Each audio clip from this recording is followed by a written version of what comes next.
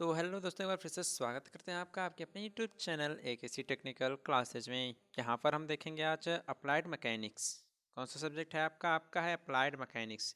देखिए, हम जो है अन्य सब्जेक्ट का भी जल्द ही आपको वीडियोस मिलने लगेगा। अभी सब कुछ प्रिपरेशन हो चुका है और आपको लगभग 12 या 13 मई से जो क्लासेज अन्य सब्जेक्ट के हैं, जैसे फिजिक्स हो गया, आपका जनरल इंजीनियरिंग हो गया, और जो कुछ भी हैं, और अन्य फोर्थ सेमेस्टर में जैसे कम्युनिकेशन स्किल हो गया, एनर्जी कंजर्वेशन हो गया, उन सब का जल्द ही आपका वीडियो आना स्टार्ट हो जाएगा।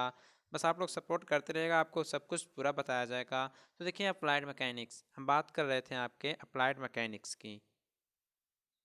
तो अप्लाइड मैकेनिक्स में पहले ही बहुत सारी वीडियोज अपलोड हो चुकी हैं चैनल पे, तो आप लोग प्लेलिस्ट ओपन कीजिएगा, वहाँ पर आपको सब कुछ मिल जाएगा। देखिए, चैप्टर फर्स्ट हम बता रहे हैं आज, और इसमें आपका सब जो है क्रम वाइज चल रहा है एकदम से आपके बुक के अकॉर्डिंग। तो कुछ डिफिनेशंस के बारे में हमने आपको बताया था, तो उसी आज हम आगे स्टार्ट करेंगे, जिसमें आपका आज डिफिनेशन है first, state of motion and rest. जो गति है और जो विरामावस्था यानी रेस्ट, इन सब की जो स्थिति होती है उन सब के बारे में हम जानेंगे। इसमें उसका टाइप क्या होता है उसके बारे में देखेंगे, पूरा डिफिनेशन भी आपको हम बताते हुए चलेंगे। तो देखिए, state of motion and rest, इसके बारे में देखेंगे। ठीक है, तो सबसे पहले हम देखेंगे स्टेट ऑफ मोशन, गति की अवस्था। देखिए, इसमें क्या होता है, मान लीजिए ये कोई स्थान मान लीजिए है, या ये मान लीजिए कोई बॉडी है। ओके, कोई एक आपकी बॉडी है, ठीक ना। और यहाँ पर कोई आप एक मान लीजिए कोई भी सिंबल आप लगा दें, मान लीजिए खम्भा है, क्या है आपका, एक खम्भा है, ठीक ना। इसको आपने मान लिया सेकंड बॉडी, इसको आपने मान लिया सेकंड बॉडी। अब क्या होता है, कोई अगर वस्तु या कोई भी बॉडी है या पिंड है, तो क्या करते हैं, किसी मानी हुई दूसरी वस्तु के सापेक्ष, किसी मानी हुई दूसरी वस्तु के सापेक्ष जब अपनी स्थिति को वह समय के साथ साथ बदलता रहता है, तो वह स्टेट ऑफ मोशन में कहा जाता है। अर्थात क्या होता है कि गति अवस्था में वस्तु चल रही होती है। यानी ये जो है आपका बॉडी है, जो यह है इसके सापेक्ष आपका मोशन कर रहा है, तो यह कहा जाएगा कि आपकी जो बॉडी है वह गति की अवस्था में है। इसी प्रकार से सेम टू सेम ये होता है कि जो स्टेट ऑफ रेस्ट होता है उसमें क्या होता है, कोई बॉडी है आपकी, ठीक, या कोई मान लीजिए आपका कोई गाड़ी ही है, मान लीजिए यहाँ कोई आपने कोई मानक मान लिया, खम्मा मान लिया, और दोनों गाड़ियाँ इधर से चलना आपकी स्टार्ट हो रही हैं, मतलब एक ही दिशा में चल रही हैं और रुक न रही हों, एक ही दिशा में चल रही हैं लेकिन अपनी स्थिति नहीं बदल रही है, मतलब एक समान वेग से चल रही है, जितना इसका वेग है उतना उसका भी वेग है। तो इसे हम रेस्ट में बोल सकते हैं। मतलब ये होता है कि अगर कोई वस्तु रहे, किसी मानी हुई वस्तु के सापेक्ष अपनी स्थिति को अगर ना चेंज करे, अपनी पोजीशंस को अगर वह चेंज नहीं करता है, तो उसे हम रेस्ट की अवस्था में बोलते हैं। ओके, एग्जाम्पल के लिए अगर कहें तो जैसे कि कोई वस्तुएं हैं, कोई बॉडी ही मान लीजिए है, गाड़ी है, समान वेग से चल रही है एक ही दिशा में, तो एक दूसरे के सापेक्ष जो है स्थिर अवस्था में आपकी कही जाएंगी। अब इसमें और आगे हम देखेंगे टाइप्स ऑफ मोशन के बारे में। टाइप्स ऑफ मोशन ये क्या होता है, इसको थोड़ा देखते हैं। गति कई प्रकार की आपकी होती हैं, आपका रेक्टिलिनियर होता है, कर्विलिनियर होता है, रोटेशनल होता है। देखिए, रेक्टिलिनियर मोशन का मतलब ये होता है कि सरल रेखीय गति। क्या होता है इसका मतलब, इसका मतलब होता है आपका सरल रेखीय गति। क्या होता है, सरल रेखीय गति होता है। तो इसके बारे में देखते हैं सरल रेखी। तो जैसे कि आपको नाम से ही पता है, सरल रेखी यानी एक लाइन के रूप में। तो क्या होगा, कोई अगर बॉडी है, अगर कोई बॉडी है, मान लीजिए आपकी कोई बॉडी है, ठीक ना, ये इसका जो पथ ऑफ मोशन यानी इसका जो गति करने का रास्ता है वह अगर एक सरल रेखा की तरह हो, मान लीजिए तय करते करते एक लाइन के रूप में, यहाँ देखिए सीधी लाइन के रूप में आपका यहाँ पहुँच गया, तो यही जो होता है सरल रेखीय गति कहलाती है। यानी जब किसी कण का पथ ऑफ मोशन यानी किसी कण का रास्ता तय करने का जो डिस्टेंस होता है एक सरल रेखा में होता है, वही कण की गति कहलाती है।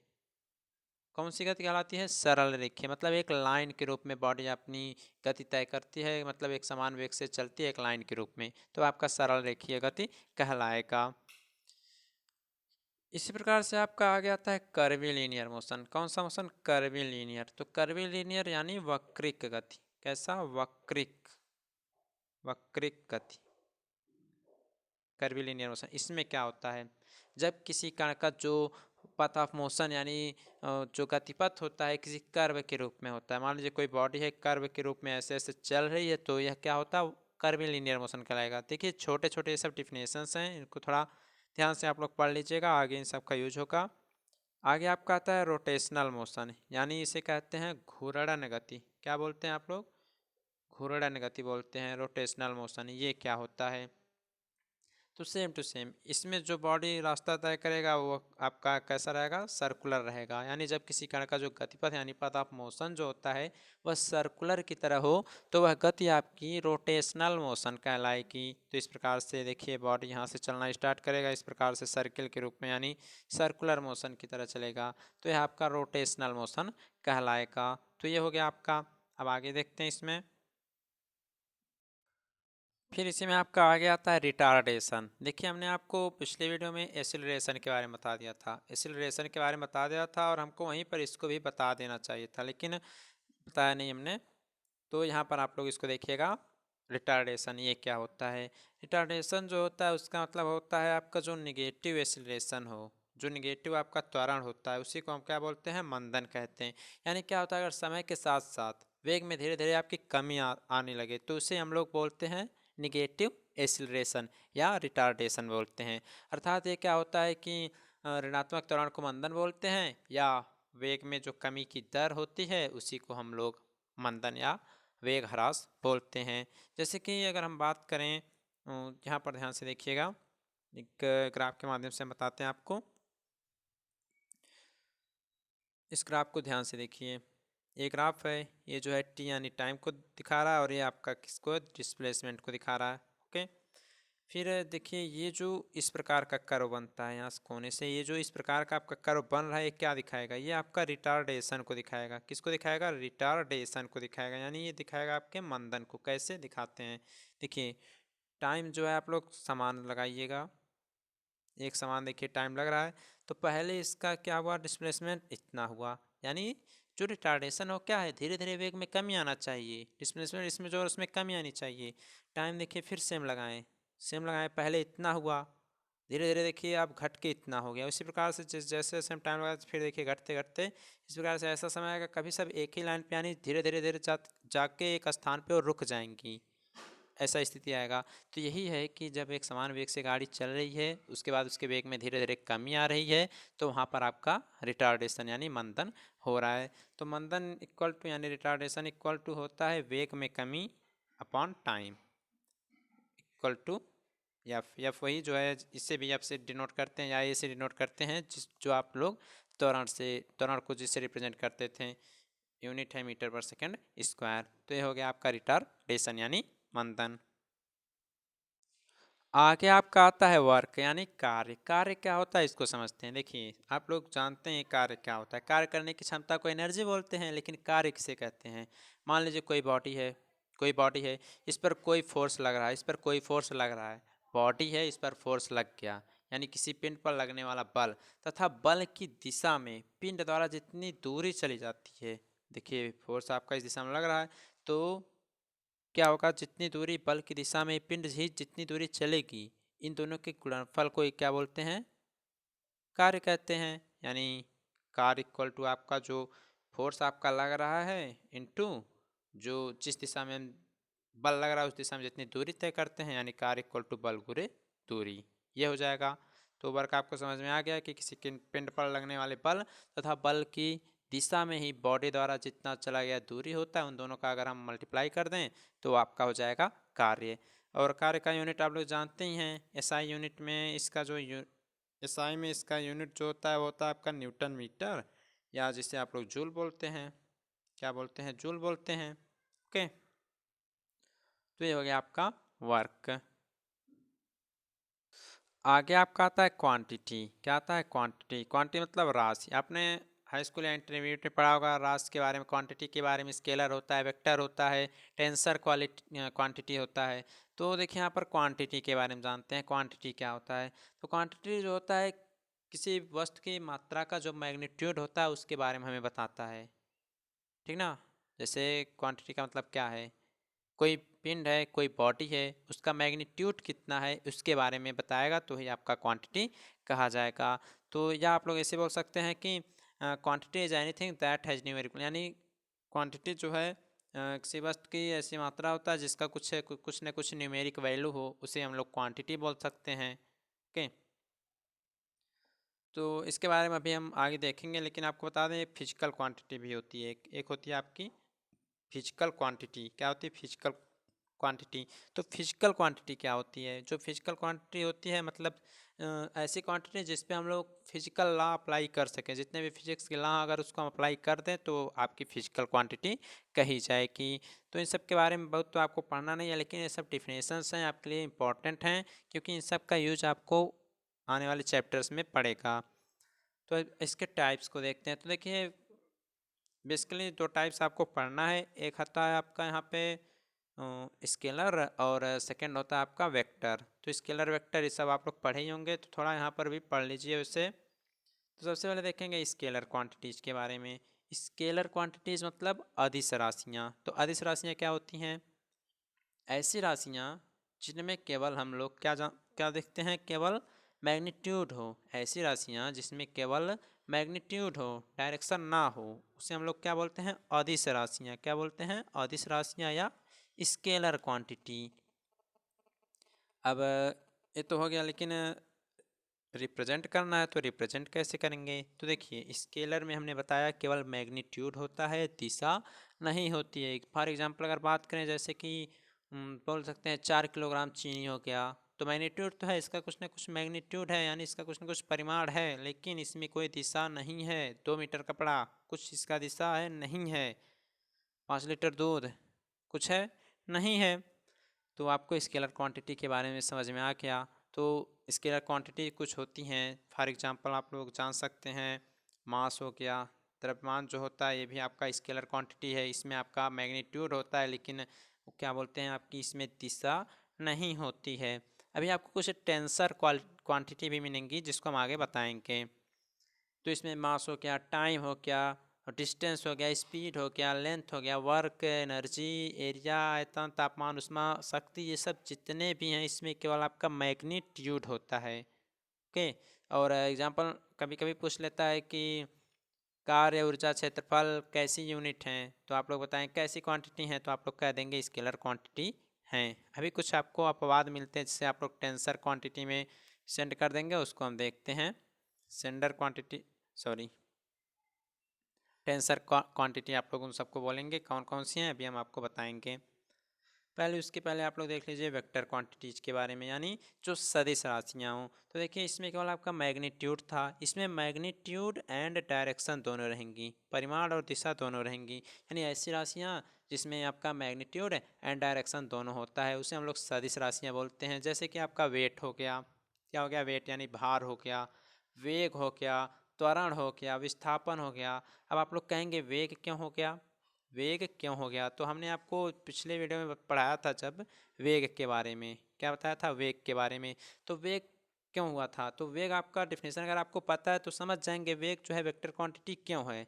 क्योंकि उसमें आपका ये बताया गया था कि अगर कोई बॉडी है वह यूनिट टाइम में किसी निश्चित दिशा में, देखिए किसी निश्चित दिशा में जाने के लिए कह रहा है, ये नहीं कह रहा है कि यूनिट टाइम में किसी भी दिशा में। वहाँ पर वेग का डिफिनेशन क्या है? किसी निश्चित दिशा में, तो वहाँ पर दिशा तो हो गया, मैग्नीट्यूड तो है ही इसमें। तो ये जो हो गया आपका कैसा क्वांटिटी हो जाता है? सदिश हो जाता है। इसी प्रकार से विस्थापन भी है, तनाव, संपीड़न, कंप्रेशन, ये सब जो हैं आपके वेक्टर क्वांटिटीज के अंतर्गत आती हैं। इसी प्रकार से आप लोग इसमें और देखेंगे कुछ अपवाद होते हैं, आपको पता ही है। जैसे कि अगर आपके फोर्स की बात करें, अगर आपके फोर्स की बात करें यानी बल, तो बल आपका कैसा है? बल आपका वेक्टर है, वेक्टर क्वांटिटी है।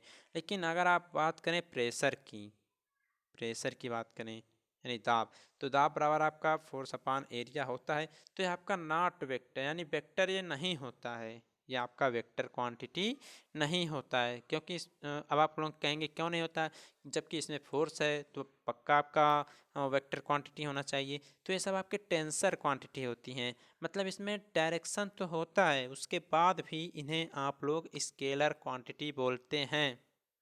ओके, क्योंकि इसमें आप लोग जानते ही हैं प्रेशर है कहीं पर लग रहा है, तो ये तो है नहीं किस दिशा में लग रहा है प्रेशर, क्योंकि अगर वाटर की बात करें, कोई वाटर है आपका किसी भी वेसल में डूबा हुआ, तो इस पे जो प्रेशर लगेगा वो सभी दिशाओं में समान लग रहा है, तो इस वजह से इसको आप लोग टेंसर क्वांटिटी बोल देते हैं।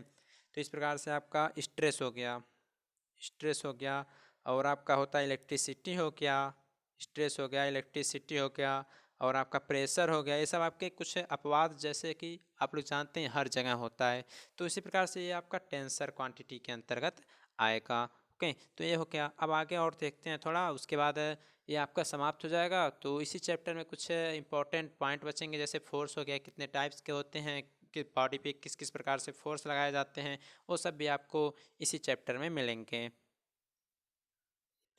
अब आता है आपका आगे यूनिट क्या होता है। जैसे कि आप लोग जानते हैं लंबाई का जो मात्रक होता है वो मीटर होता है, तो कैसे आप लोग जान जाते हैं, तो यही समझना है। यूनिट क्या होता है। जो यूनिट होता है, इससे यह पता लगाया जाता है कि जो आपकी सभी जो दो, अगर मान लीजिए दो, क्या बोलते हैं, सॉरी, अगर दो वस्तुएं हैं, अगर उनकी क्वांटिटी को अगर हमें तुलना करना है उनके मैग्नीट्यूड से, तो वहाँ पर हम यूनिट का प्रयोग करते हैं। मतलब क्या, कि क्वांटिटी को मापने के लिए मात्रकों का प्रयोग किया जाता है, यानी जो भी क्वांटिटी यानी राशियाँ होती हैं उनको मापने के लिए हम लोग उसके क्वांटिटी उसके यूनिट का प्रयोग करते हैं। और अगर यूनिट प्रयोग कर रहे हैं तो ध्यान रहे कि सब समान रहना चाहिए। दो राशियों की अगर हम यूनिट की तुलना कर रहे हैं, उसके मैग्नीट्यूड की तुलना कर रहे हैं, तो उनका जो मैग्नीट्यूड है वह आपका समान रहना चाहिए। जैसे कि अगर बात करें, यदि पेट्रोल है, अगर उसका मात्रक, अगर मान लीजिए 10 लीटर आपका पेट्रोल है, 10 लीटर आपका पेट्रोल है, ठीक, इसमें 1 लीटर इकाई है, और इसी प्रकार की 10 इकाइयों में 10 लीटर पेट्रोल की माप बनेगी। जैसे कि 10 लीटर है, ओके, इसमें जो लीटर है ये आपका क्या है, ये आपका यूनिट है। क्या है, आपका यूनिट है। इसी प्रकार से कोई कहेगा 10 इकाई है, तो यानी 10 लीटर इसे कहेंगे, तो लीटर क्या आपका यूनिट है। तो क्या करने के लिए होता है इसका प्रयोग यूनिट का, कि दो समान राशियों के मैग्नीट्यूड के तुलना करने के लिए हम लोग करते हैं यूनिट का प्रयोग। बेसिकली ये होते हैं टू टाइप्स की, एक होता है फंडामेंटल यूनिट और दूसरा होता है डिराइव्ड यूनिट। ये होते हैं फंडामेंटल यूनिट और एक होते हैं आपके डिराइव्ड यूनिट। तो इनको समझते हैं। देखिए फंडामेंटल, डिराइव्ड, ये सब आप लोग पढ़ रहे हैं इंटर से ही, ये सब आप लोग पढ़ रहे हैं इंटर से ही, और आपको पता ही होगा जो फंडामेंटल यूनिट होती हैं वो आपकी होती हैं 7 प्रकार की। ओके, 7 प्रकार की इसमें फंडामेंटल यूनिट होती हैं, यानी मूल मात्रक होते हैं 7 प्रकार के। और इसमें आपकी 2 सप्लीमेंट्री यूनिट भी होती हैं, तो उसको भी अभी हम आगे देखेंगे। तो 7 फंडामेंटल में और 2 आपकी सप्लीमेंट्री। तो देखिए फंडामेंटल यूनिट क्या होती हैं, ऐसी यूनिट होती हैं जिन्हें अन्य किसी भी भौतिक राशि के मात्रक में बदला नहीं जा सकता। फॉर एग्जाम्पल, लंबाई का यूनिट अगर मीटर है तो आपका मीटर ही रहेगा, इसे किसी भी भौतिक राशि में आप लोग नहीं बदल पाएंगे। इसी प्रकार मास का किलोग्राम होता है, आपको पता ही है, ध्यान से सुन लीजिए जो बोल रहे हैं, क्योंकि यूनिट बहुत ही ज़रूरी है आपको पढ़ना है यहाँ पे। टाइम का सेकंड होता है, इलेक्ट्रिसिटी एम्पियर होता है, टेम्परेचर का केल्विन होता है। इसी प्रकार से ज्योति तीव्रता जिसे ल्यूमिनस इंटेंसिटी आप लोग बोलते हैं उसका कैंडेला होता है। इसी प्रकार से पदार्थ की मात्रा यानी अमाउंट ऑफ जो सब्सटेंस होता है उसका यूनिट आपका मोल होता है। तो इसका जो प्रतीक होता है, सिंबल होता है, उसको ध्यान से पढ़िएगा, क्योंकि न्यूमेरिकल क्वेश्चन में उसको दिखाना बहुत ही ज़रूरी होता है। तो मूल मात्रक समझ गए होंगे, ऐसे मात्रा जिससे अन्य किसी भौतिक राशि की मात्रा भौतिक राशि की मात्रक में हम नहीं बदल सकते हैं, वही आपके होते हैं फंडामेंटल यूनिट। और इसमें आपको हम बता दें कि दो आपके होते हैं सप्लीमेंट्री यूनिट। इसी में फंडामेंटल यूनिट में ही आपके 2 सप्लीमेंट्री यूनिट होते हैं, जिसमें आपका फर्स्ट होता है प्लेन एंगल और सेकंड होता है सॉलिड एंगल। क्या होता है, प्लेन एंगल और सॉलिड एंगल। तो प्लेन एंगल का मतलब क्या होता है, समतल कोण। एक होता है समतल कोण और एक होता है आपका इसी में घन कोण होता है। तो समतल कोण का जो यूनिट होता है वो आपका रेडियन होता है, आपको पता ही होगा। और घन कोण का SR यानी स्टेरेडियन होता है, आपको पता ही होगा, क्योंकि बचपन से आप लोग पढ़ रहे हैं। तो ये हो गया आपका फंडामेंटल यूनिट। सेकंड की अगर बात करें डिराइव्ड यूनिट, तो डिराइव्ड यूनिट क्या है इसको देख लेते हैं। तो डिराइव्ड यूनिट क्या होता है, इसकी सहायता से जो होता है इस ऐसा यूनिट होता है जिन्हें हम लोग मूल मात्रकों की सहायता से ज्ञात करते हैं। मूल मात्रक यानी फंडामेंटल यूनिट जो हैं, इनकी सहायता से ही हम लोग डिराइव्ड यूनिट बनाते हैं। एग्जाम्पल के लिए क्षेत्रफल हो गया, अब एरिया हो गया, मान लीजिए एरिया हो गया, तो इसका क्या होगा, एरिया इक्वल टू लंबाई इंटू चौड़ाई हो जाएगा। ओके, तो लंबाई का लेंथ का क्या होता है, लंबाई का मात्रक क्या होता है, मीटर होता है, चौड़ाई का मीटर हो जाएगा यानी मीटर स्क्वायर होगा। तो ऐसे यूनिट जिन्हें हम फंडामेंटल यूनिट के द्वारा बनाते हैं, उन्हें हम लोग डिराइव्ड यूनिट बोलते हैं। ओके, क्षेत्रफल आयतन जो होता है, क्षेत्रफल का जैसे मीटर स्क्वायर हो जाएगा, आयतन करेंगे तो LBH हो जाएगा यानी मीटर क्यूब हो जाएगा। तो यही हो गया कि ये जो डिराइव्ड यूनिट होते हैं ये आपके फंडामेंटल यूनिट पर डिपेंड रहते हैं। ओके, तो ये भी समझ गए होंगे आप लोग। तो यहाँ पर आगे देखेंगे system of unit. So system of unit आप लोग जानते होंगे। फर्स्ट इसमें है आपका FPS। क्या है FPS? यानी foot pound second. Foot pound second. जो FPS सिस्टम में आपका F का मतलब होता है फुट, जो कि मात्रक होता है किसका, लंबाई का। P का मतलब आपका इसमें होता है द्रव्यमान से, सॉरी सॉरी कह रहे हैं द्रव्यमान से होता है, जिसका मतलब आपका यहाँ पे FPS सिस्टम में पाउंड होता है। ओके, ये हो गया आपका द्रव्यमान का या मात्रा का बोल सकते हैं। यस जो है यहाँ पर टाइम का यूनिट है यानी सेकंड होता है, यानी टाइम का ये है। उसी प्रकार से आपका आगे आता है CGS सिस्टम। तो CGS में C जो है सेंटीमीटर कहेंगे C को, जो कि लंबाई का यूनिट है CGS में।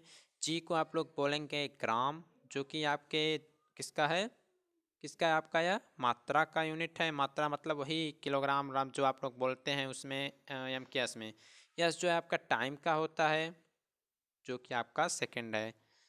इसी प्रकार से आपका आगे आता है MKS।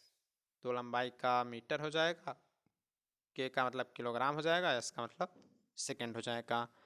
लास्ट में आपका आता है एक SI सिस्टम। जल्दी जल्दी इसको देख लीजिए, कुछ है नहीं, आप लोग पढ़े हुए हैं।